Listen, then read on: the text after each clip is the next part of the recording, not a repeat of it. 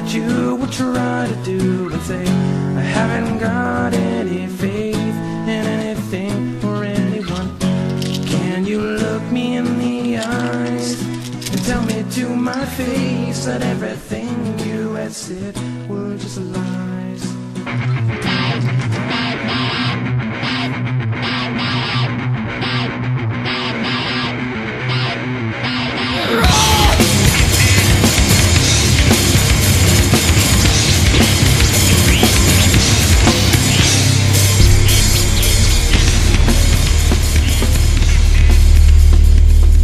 When your ideas are so wigged out that no one wants to be seen in public with you, you form a coalition. You seek out like-minded folks who may not exactly share your vision, but are on the same page. They may not necessarily be able to read what's on the page, but as long as they can grunt and point in the general direction of the book, that will be good enough. Of course, to get now, you have to give later. In politics, it doesn't take long to run up serious liability. Default is not an option. Now that we feel certain that the president will be re-elected, we would like to begin to pursue our agenda for his second term. Isn't it a little presumptuous at this point in time to assume the election is going our way? The numbers are close, indeed, very close, but they are there. There has been little or no movement, and what movement there has been our way. And we believe we can attribute those defections to Sasha and her programs. She's becoming very, very influential. The converts may be small in number, but are clearly measurable. Remember, any crack in the dam first results in just a trickle of water. We've got a lot of cracks working, and the left has only so many fingers. Are you suggesting your program is going to bring about the collapse of the liberal political movement in this country? You may want to spend some quality time over a low-cal latte with a real live granola head before making that assumption. And we are curious, Mr. Rose, as to the use of the word "our" in reference to agenda. Does the "our" refer to the president and his staff? All of us have basic common goals. Perhaps you should spend some quality time familiarizing yourself with the conservative agenda. I am familiar with the agenda, Mr. Rose. It's just that my responsibility to the senator is that she knows what cards are in play and who laid them on the table. Well, to give the senator a clear view of the cards, the word "our" refers to the constructionist conservative agenda in the collective. Obviously, you don't watch my program, Margie. I've watched it. It's just that my schedule doesn't afford a lot of recreational TV time. Perhaps you need some quality low-cal latte time yourself, particularly since you profess dedication to the senator's enlightenment. Wouldn't that enlightenment include the latest in political concepts and movements?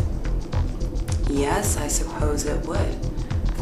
But I didn't realize that your TV show was a seedbed for intelligentsia nouveau. I thought it was just trailer park wankards calling in order to express their opinion on the international banking issues. I do hope we're not taking lightly the economically marginalized white vote, Miss Stonebridge. Every vote counts, Mr. Rose, marginalized or not. Constructionist conservatism is my proposed political movement that means to return the nation to the strict vision and intents of the Founding Fathers. Are you saying that we're going to have slaves again? Are we going to travel over mud roads with horse and buggy? Strict vision doesn't refer to the state of the country in empirical terms, Ms. Stonebridge. It refers to the spiritual and legal philosophies. Laissez-faire, one nation under God, don't tread on me sort of things. And we have, shall we say, considerable influence with the network's new owners. Now, to that effect, we'll be able to move Sasha and her program to prime time, 5 nights a week. You see, Sasha has the highest ratings of any political content talk show currently, but we believe that with the new time slot, we'll be able to more than double her viewers within 30 days.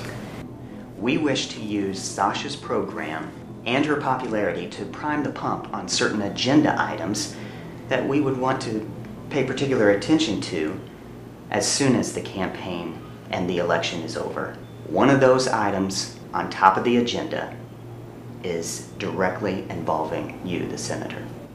We're all ears. We intend to begin building public support on a directive from Congress to the President providing complete funding for the use of military force in the Middle East at the President's discretion. What?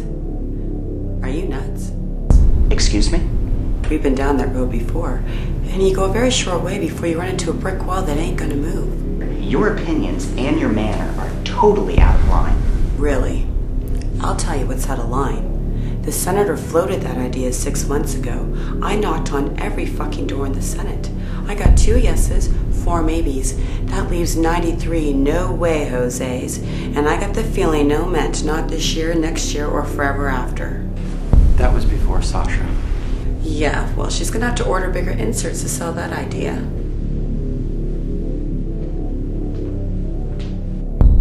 I represent the office of the President. We would like to present our proposal to the Senator without interruption and in private. Dear, will you please leave the room?